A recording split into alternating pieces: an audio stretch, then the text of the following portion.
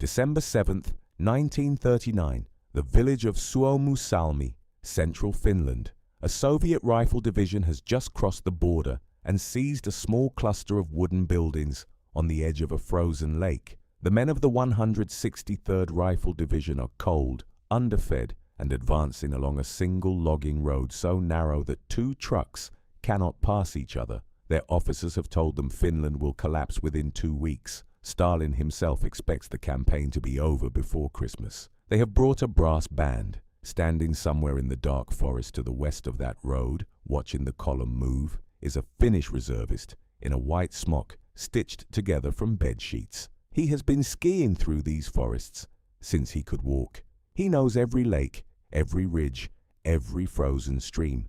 He is carrying a rifle that the Soviet soldiers across the tree line also carry. The same action, the same caliber, the same 5-round internal magazine. A weapon designed in 1891 for the army of the Tsar, manufactured in the millions by Soviet factories, now in the hands of a man about to use it to dismantle an entire division piece by piece in a temperature of -40 degrees Celsius. The rifle is the Mosin-Nagant. The Soviets gave it to the world. Finland took it back, rebuilt it, and turned it into something the designers never imagined. The primary tool of the most lopsided military upset of the 20th century. To understand why that matters, you have to start not in Finland but in Belgium in 1889, and with a problem every European army was facing at exactly the same moment. The Russo-Ottoman War of 1877 had taught the Imperial Russian Army an expensive lesson. At the Siege of Plevna, Russian infantry armed with single-shot Berdan rifles advanced against Ottoman troops wielding Winchester repeating rifles. The results were catastrophic. Waves of Russian soldiers were cut down before they could close to effective range.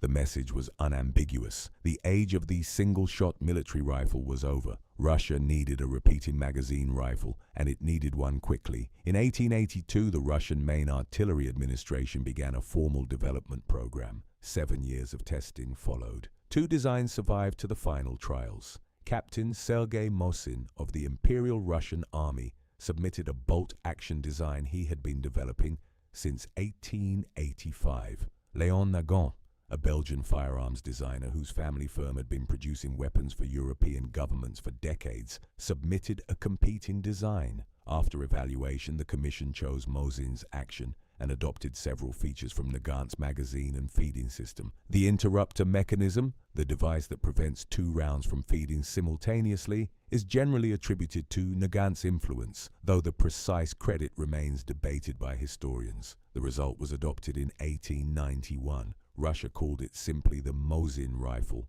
The hyphenated name came later from Western observers who noted the combined heritage. The cartridge it fired, the 7.62 by 54 mm R, was a rimmed, bottlenecked round that would prove to be one of the most consequential design decisions in the rifle's entire history. Rimmed cartridges feed reliably from internal magazines even under field conditions. Rimless cartridges, common in Western designs of the same era, could stovepipe and jam in cold and dirt. The 7.62 by 54 mm R's rim would keep the Mosin functioning in temperatures and conditions that stopped cleaner, more sophisticated weapons cold. The Russian army may not have known in 1891 that this cartridge would still be in active military service more than 130 years later, but the decision held. The M1891 was a bolt-action rifle with a 730 mm barrel and an overall length of 1,232 mm, over 4 feet of wood and steel that a soldier was expected to carry, maintain, and fire in conditions ranging from Central Asian heat to Manchurian winter. The internal magazine held 5 rounds of 7.62 by 54 mm R. Loaded singly or with a stripper clip, the magazine fed reliably even with numb, cold, deadened fingers. Muzzle velocity from the full-length barrel was approximately 800 meters per second, comparable to the British .303, and delivering effective rifle fire at ranges the open rear ladder sight could be set to 3,200 meters, though accurate aimed fire at such distances was a theoretical abstraction. At combat ranges of 200 to 600 meters, the Mosin's performance was straightforward and entirely adequate. It was not elegant. It was not sophisticated. The trigger was heavy, the bolt awkward, the bayonet attached at all times per Russian doctrine, which shifted the point of impact enough that rifles were zeroed with the bayonet fixed. None of that mattered to a government procuring millions of them. By the time of the Russo-Japanese War in 1904, approximately 3.8 million Mosin-Nagants had been delivered to the Russian army. The great factories at Tula and Izhevsk ran shifts around the clock. When the First World War began in 1914 and the demand exceeded anything the domestic arsenal system could produce, Russia placed contracts with American manufacturers. Remington produced nearly 850,000 Mosin-Nagants between 1915 and 1917. New England Westinghouse produced over 1 million more. Many of those American-made Mosins never reached the Russian army, intercepted by the revolution and the chaos that followed. Some ended up in Finland.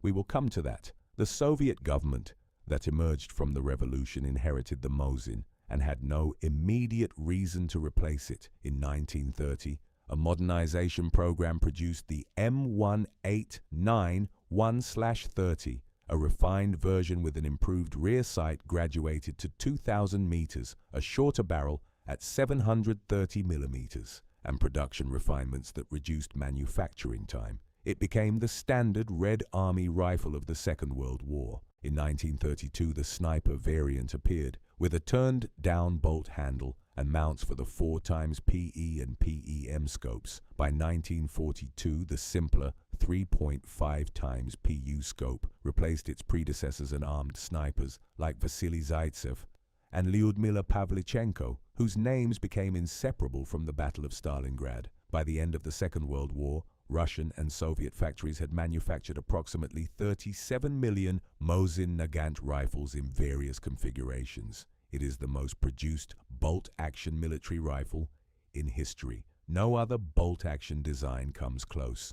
The nearest competitor, the British Lee Enfield, reached approximately 17 million across all variants and all Commonwealth manufacturers. The Mosin's production advantage was not a testament to superior design. It was a testament to the scale of the problem Russia faced and to the fact that the rifle was simple enough, reliable enough, and cheap enough to be produced in almost any factory that could work metal.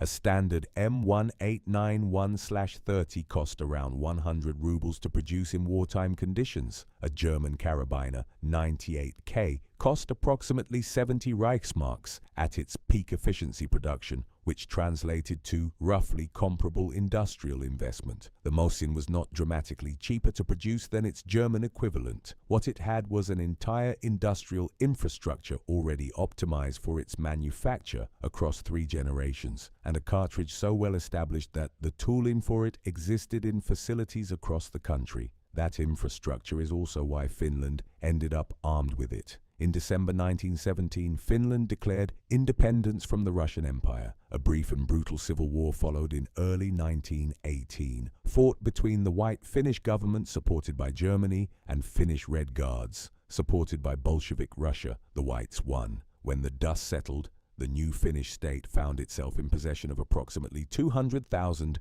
Mosin-Nagant M1891 rifles. The Bolsheviks had supplied roughly 53,000 to the Red Guards. Germany had shipped at least 87,000 captured Russian Mosins to the White forces on 4 ships. The rest came from the arsenal at Helsinki and from depots left behind as the Russian military presence unwound. Finland had no domestic rifle design, no production infrastructure for a military caliber, and no money to develop either from scratch. The decision made itself. The Mosin would become the Finnish standard, and the 7.62 by 54 mm R cartridge would feed it. What the Finns did next is where the story gets interesting. They did not simply accept what they had. They studied it, criticized it, and systematically fixed what was wrong with it. Finnish marksmanship was not a military affectation, it was a national culture. The Civil Guard, the Suojeluskunta, was a voluntary home defense organization with deep roots in Finnish civilian life. Its members competed obsessively in shooting competitions. They kept detailed records of group sizes at distance. They had opinions about trigger weight, stock bedding, and barrel harmonics that professional soldiers in larger armies never bothered to develop. When they examined the inherited Russian Mosins, they found the same rifle, the same reliable action, the same cartridge, and an accuracy standard they considered unacceptable. The Russian M1891 had been manufactured to tolerances appropriate for a mass-production military rifle. Barrel quality varied. Stock bedding was inconsistent. The rear sights were calibrated in arshins, a pre-metric Russian unit of length, which required conversion for practical use. The trigger was heavy and imprecise. For a Finnish reservist who spent his weekends shooting competition at 300 meters and measuring his groups with calipers, this was not good enough. So Finland rebuilt the rifle from the inside out. New barrels were ordered from Switzerland in 1923, 3,000 initially, then a further 5,000 from the SIG plant at Neuhausen. These barrels were made to tighter tolerances than the Russian military specification demanded. Finnish gunsmiths fitted them to existing Russian receivers, rebedded the stocks, adjusted the triggers, and recalibrated the sights. The resulting rifles shot better than anything coming out of the Ijevusk or Tula factories at the same time. This was not remarkable engineering. It was the systematic application of the most basic principle of accuracy. If you make the components fit together properly, the rifle shoots straight. The Civil Guard developed its own variant independently from the Finnish army, producing the M28 and then the improved M28/30. The army produced the M27. When war came in 1939, these two organizations had been developing parallel but compatible rifle programs for over a decade, both based on the Russian receiver and the Russian cartridge. The M28/30, the Civil Guard's rifle, would become the most important Finnish infantry weapon of the Winter War, and it would be the one in Simo Häyhä's hands. Now, before we get into what happened when Finland fought the Soviet Union with their own rifle, if this level of detail is what you're here for, subscribe. It costs nothing, takes a few seconds, and tells the algorithm this kind of content is worth making more of. Let's get into the fight. November 30th, 1939. At 0600 hours, the Red Army crossed the Finnish border on multiple axes simultaneously. Stalin had issued an ultimatum demanding territorial concessions, a buffer zone around Leningrad, the lease of the Hanko Peninsula, and the exchange of Finnish Karelia for Soviet territory further north. Finland refused. The political decision was rational. The military consequence was not immediately obvious. The Red Army that crossed the border on November 30th was not the institution that had won the Civil War or that would eventually grind the Wehrmacht to dust. In 1937 and 1938, Stalin's Great Purge had swept through the officer corps with methodical violence. At the highest levels, 3 of the 5 marshals of the Soviet Union were executed. Of the 85 members of the 1936 People's Commissariat of Defense, 68 were shot. 2 committed suicide, and 1 died in prison. A rigorous academic study published through the University of Chicago found that Stalin specifically targeted the most competent officers, those with foreign contacts, advanced education, and demonstrated tactical innovation were disproportionately represented among the purged. What remained was a leadership corps that had survived by displaying political loyalty rather than military competence, and a generation of junior officers promoted far beyond their experience to fill the gaps left by their dead superiors.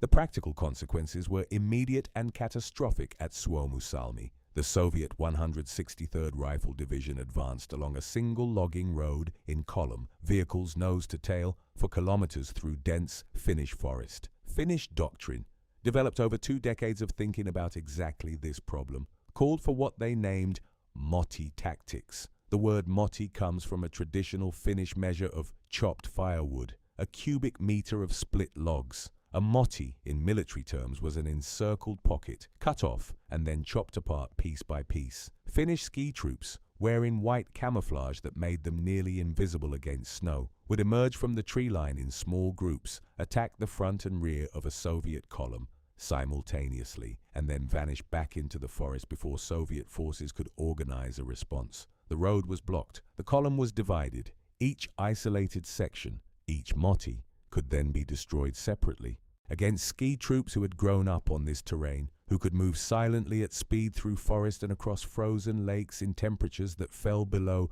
-40°C, Soviet soldiers who had received no winter training whatsoever were helpless. The Red Army at this time had a policy of not conducting training exercises in temperatures below -15°C. Finland's winter of 1939 was one of the coldest in recorded history. The gap between what Soviet soldiers had been prepared for and what they actually encountered was not a matter of degree, it was total. The 163rd Division was surrounded near Suomussalmi. Finnish Colonel Hjalmar Silasvuo, commanding a force that was outnumbered but mobile, contained the 163rd while the Soviet 44th Rifle Division advanced from the east along the Raete Road to relieve it. Silasvuo's answer was to destroy the 163rd first, then turn on the 44th. Between December 27th and January 8th, the 9th Finnish Division, reorganized and reinforced, first cleared Suomussalmi and then methodically cut the 44th Division into isolated mottis along the Raate Road. Between January 4th and January 8th, 1940,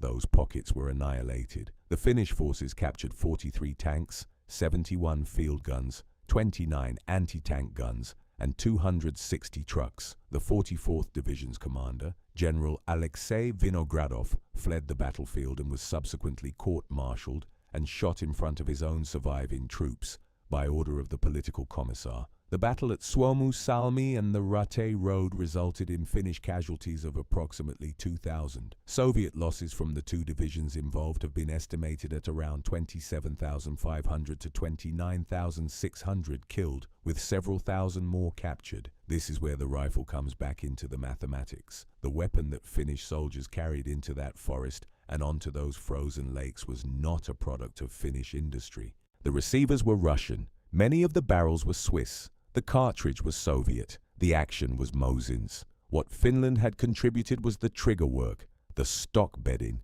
the barrel fitting, and the marksmanship culture that made the most of all of it. The weapon the Soviet army had distributed by the tens of millions to equip its own infantry was the same weapon now being used to cut those infantry apart in the dark. The man who made this paradox most vivid was a 34-year-old Finnish farmer from the municipality of Rautjärvi near the Russian border, who stood 5 feet 3 inches tall and had spent most of his adult life competing in civil guard marksmanship competitions. Simo Heiha reported to the 6th Company of Infantry Regiment 34 when the Soviets crossed the border. His specific rifle was a Finnish M28-30, serial number 35281, manufactured by Sacco, the Civil Guard's rifle factory. He chose it because he knew it, because he had competed with it, and because the iron sights were faster than a scope in the conditions he expected to encounter. His rejection of telescopic sights was not false modesty. It was calculated logic. A scope in -40-degree temperatures could fog internally when moved between cold and warm environments. A scope required the shooter to raise his head slightly higher above the snow to achieve cheek weld, increasing his visible profile. A scope's glass in certain light conditions could catch a glint of reflection. Heiha was operating from static positions in snow for extended periods, often hours at a time, in a sector where Soviet forces were actively searching for him with counter-sniper teams and artillery. Every centimeter of reduced profile was a survival advantage. Iron sights gave him that. He also packed snow around the muzzle of the rifle before firing. Muzzle blast in cold, dry air kicks up a small cloud of disturbed snow that can betray a position at distance. By packing the snow down and compressing it around the muzzle, He reduced that signature. He held snow in his mouth before firing so that his exhaled breath did not create a visible vapor cloud. These were not techniques from a field manual. They were solutions to specific problems that a man who thought carefully about his work had developed independently. Finnish military records credit Heha with over 500 enemy soldiers killed during the Winter War, the highest confirmed sniper kill total in any conflict in recorded military history. The accepted figure is approximately 505 kills, with around 259 confirmed as rifle shots. The remainder from his Suomi KP/-31 submachine gun when used in closer contact actions. He achieved this in fewer than 100 days of combat. The Soviet response escalated through every available option. Counter-snipers were sent into his sector. He survived them. Artillery was directed at his suspected positions. He moved before it landed. On March 6, 1940, 9 days before the war ended, a Soviet soldier hit him in the jaw with an explosive bullet. The round shattered his left cheekbone and tore away part of his face. He survived, was evacuated, and regained consciousness on March 13, 1940, the day the Moscow Peace Treaty ended the war. He lived until 2002, reaching the age of 96. What the numbers do not capture is what Heha's presence did to the operational behavior of Soviet units in his sector. Patrols began to avoid certain stretches of road. Officers learned not to stand upright near exposed positions. The uncertainty, the knowledge that somewhere in the white tree line, a man with a rifle was watching, and that he would not miss, imposed a psychological tax on every movement, every decision, every moment spent in the open. That tax has no column in a casualty report. It is real nonetheless. Now consider the comparison that the Winter War provides against other rifles of the same era, because the Mosin's performance needs to be understood in context rather than isolation. The standard German infantry rifle in 1939 was the Karabiner 98K, a Mauser system bolt-action derived from a design that had been in development since the 1890s. The K98K fired the 7.92 by 57 mm Mauser cartridge at approximately 760 meters per second from its 600 mm barrel, compared to the Mosin's 800 meters per second from its longer 730 mm tube. The K98K's action was smoother, its trigger generally crisper, and its overall handling more refined than the Mosin's. The Germans also developed it as the primary platform for sniper use throughout the war, fitting it with the 4x Zielfernrohr 41 and Zielfernrohr 43 scopes. In control conditions, a K98K in a sniper configuration shot tighter groups than a standard Finnish M28/30. What the K98K did not have was the M28/30's demonstrated ability to function reliably at -40 degrees Celsius in the hands of a man who had been lying in snow for 3 hours. Both rifles were fine instruments. The Finnish variants of the Mosin had been tuned for accuracy in exactly the conditions of the Winter War in a way that the K98K in German service had not been optimized for. The British Lee Enfield No. 1 Mark III, the standard Commonwealth infantry rifle throughout the war, had one significant mechanical advantage over the Mosin. Its 10-round double-stack magazine allowed a trained soldier to fire faster, and its cock-on close-in action was marginally quicker to cycle than the Mosin's cock-on opening system. The Lee Enfield's faster magazine capacity mattered most in the kind of short-range, high-tempo infantry engagements that characterized much of the fighting in North Africa and Italy. In Finland, where engagements were overwhelmingly a matter of precise individual fire at chosen targets rather than volume of fire at assaulting waves, the Lee Enfield's magazine advantage was largely irrelevant. The Mosin's 5-round capacity was sufficient for a man who expected to fire once, move, and fire again. The American M1903 Springfield, still in service at the start of the war, was in many respects a closer technical competitor. Another 5-round bolt action in a caliber of similar performance to the Mosin. The Springfield's Mauser-derived action was arguably smoother, but its .30-06 Springfield cartridge, while ballistically excellent, did not carry the specific advantage the Mosin's 7.62 by 54 mm R cartridge possessed in Finland. Battlefield compatibility with the enemy's own ammunition supply. Finnish forces capturing Soviet supply depots found 7.62 by 54mm R ammunition in abundance. Every captured round was usable. Every captured Soviet Mosin was immediately deployable. The logistical simplicity of fighting a war against an enemy who used the same cartridge was an advantage that none of the Western designs could replicate against the Soviet M1891/30 itself, the standard Red Army rifle that Finnish soldiers were shooting at and occasionally shooting with. The Finnish variants were simply better-made versions of the same concept. Soviet factories produced the M1891/30 to military tolerances appropriate for mass production and rough handling. Finnish gunsmiths produced their Mosins to competition tolerances appropriate for accurate shooting. The Soviets had volume. The Finns had precision. In the Winter War's specific conditions, tree by tree, lake by lake fighting where individual marksmanship determined the outcome of engagements, precision won. The broader Winter War lasted 105 days from November 30th, 1939 to March 13th, 1940. Soviet casualties across the whole campaign are documented with unusual precision by a research project conducted between 2006 and 2009, led by Russian historian Yuri Kilin and Veronika Kilina, drawing on Russian parish and military records. Their findings established Soviet irretrievable losses, killed, captured, and permanently missing at 138,551, added to 206,538 documented wounded. The total Soviet casualty figure stands at approximately 345,089. A separate accounting from Soviet archival records cited in the Wikipedia article on World War II casualties gives the figure of 126,875 dead and missing alongside 264,908 wounded for a combined 391,783.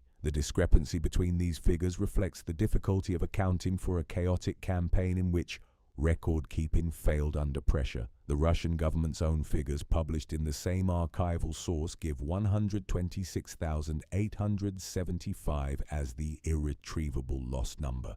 The title of this video uses 125,000, a figure within the range of credible historical estimates drawn from Soviet archival data. Against those numbers, Finland suffered approximately 70,000 total casualties, killed, wounded and missing across the entire 105-day campaign. The exchange ratio is approximately 5-1 in Finland's favor, rising to as high as 8-1 in specific engagements like Suomi, a nation of 3.5 million people with no military tradition of conscript mass armies, with no heavy armored force of its own, with aircraft that were outnumbered roughly 30-1, had imposed losses on the world's largest army that was so severe the League of Nations expelled the Soviet Union from membership on December 14, 1939. The strategic consequences ran beyond Finland. Adolf Hitler, watching the Red Army's performance from Berlin in January 1940, drew a conclusion. It was a conclusion that would kill tens of millions of people. He had always planned to invade the Soviet Union. The Winter War confirmed his belief that the Red Army was a hollow force, that its officer corps had been gutted, that it would collapse quickly under the pressure of German mechanized assault. His timetable for Operation Barbarossa was accelerated. The confidence that the Winter War produced in German planning was a direct factor in the decision to invade in June 1941. It was misplaced confidence. The Red Army that defended Moscow in December 1941 was not the Red Army that had blundered into Finland, but it cost the world 18 months of caution that might have changed the outcome of everything that followed. The Mosin-Nagant itself continued its service across all of this. The same rifle that Finnish reservists carried in 1939 was being produced in Soviet factories throughout the entire Second World War. Soviet snipers Zaitsev, Pavlichenko, Mikhail Surkov, Ivan Sidorenko used the scoped M1891/30 sniper variant to accumulate kill records that made headlines in both the Soviet and Allied press. The rifle's basic architecture remained unchanged. The long barrel, the 5-round magazine, the heavy cock-on opening bolt, the rimmed cartridge, all of it still recognizable from the 1891 pattern. What changed was the optics, the manufacturing refinements, and the scale of production. By the end of the war in 1945, Soviet and Russian factories had produced approximately 37 million Mosin-Nagants. No other bolt-action design comes close to that number. After the war, the Soviet Union transitioned to the SKS semi-automatic carbine in 7.62 by 39 millimeters, and then to the AK-47. The Mosin was declared obsolete and transferred to reserve stocks, sold to client states, and distributed across the Eastern Bloc. Surplus Mosins went to North Korea, North Vietnam, China, Afghanistan, and dozens of other states. The 7.62 by 54 millimeter R cartridge was retained, not for the rifle, but for the PK machine gun and the SVD Dragunov sniper rifle, both of which entered Soviet service in the 1960s. The cartridge that Mosin and Nagant's collaboration had produced in 1891 remained the standard medium machine gun and designated marksman round of the Russian military into the 21st century. Documentation of Mosin-Nagant rifles in active battlefield use has emerged from Syria, Yemen, and the Donbass region of Ukraine, where rifles bearing 1941 manufacture dates and wartime telescopic sights have been photographed in the hands of combatants more than 80 years after they were built.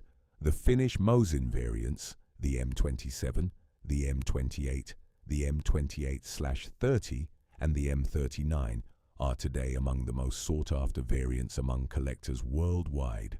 The M28/30 in particular, the rifle Simo Heiha carried, commands significant premiums over standard Soviet production examples because of the documented accuracy advantage conferred by its Swiss barrels, tighter tolerances, and civil guard production standards. Heiha's specific rifle, serial number 35281, is preserved. He himself described it in post-war interviews with characteristic Finnish brevity. "My rifle never jammed," he said.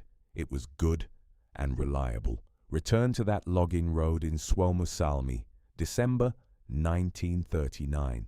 The Soviet 163rd Rifle Division, moving in column, brass band presumably somewhere in the middle, expecting to reach Oulu and cut Finland in half. In the tree line, a Finnish reservist in a white smock watching them pass. The Soviets had designed this rifle.